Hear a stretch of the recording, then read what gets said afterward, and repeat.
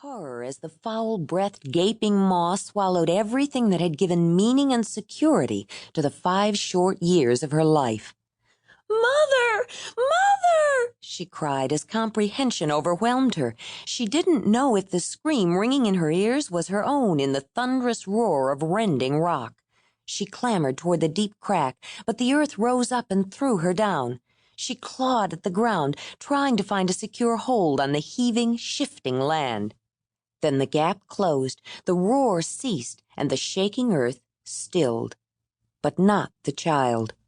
Lying face down on the soft, damp soil churned loose by the paroxysm that convulsed the land, she shook with fear. She had reason to fear. The child was alone, in a wilderness of grassy steppes and scattered forests. Glaciers spanned the continent on the north, pushing their cold before them. Untold numbers of grazing animals and the carnivores that preyed on them roamed the vast prairies, but people were few. She had nowhere to go, and she had no one who would come and look after her. She was alone. The ground quivered again, settling itself, and the girl heard a rumbling from the depths, as though the earth were digesting a meal gulped in a single bite. She jumped up in panic, terrified that it would split again. She looked at the place where the lean-to had been. Raw earth and uprooted shrubs were all that remained. Bursting into tears, she ran back to the stream and crumpled into a sobbing heap near the muddy water.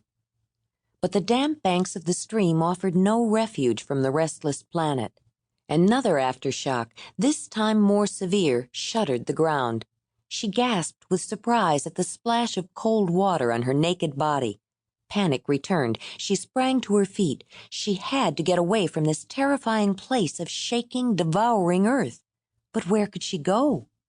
There was no place for seeds to sprout on the rocky beach, and it was clear of brush. But the upstream banks were choked with shrubs just sending forth new leaves. Some deep instinct told her to stay near water, but the tangled brambles looked impenetrable. Through wet eyes that blurred her vision, she looked the other way, at the forest of tall conifers. Thin beams of sunlight filtered through the overlapping branches of dense evergreens crowding close to the stream. The shaded forest was nearly devoid of undergrowth, but many of the trees were no longer upright. A few had fallen to the ground. More leaned at awkward angles, supported by neighbors still firmly anchored.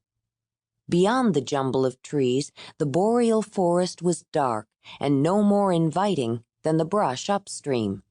She didn't know which way to go, and glanced first one way, then the other with indecision.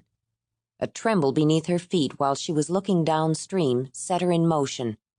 Casting one last yearning look at the vacant landscape, childishly hopeful that somehow the lean-to would still be there, she ran into the woods. Urged on by occasional grumbling as the earth settled, the child followed the flowing water, stopping only to drink in her hurry to get far away. Conifers that had succumbed to the quaking earth lay prostrate on the ground, and she skirted craters left by the circular tangle of shallow roots, moist soil and rocks still clinging to their exposed undersides. She saw less evidence of disturbance toward evening, fewer uprooted trees and dislodged boulders, and the water cleared. She stopped when she could no longer see her way and sank down on the forest floor, exhausted.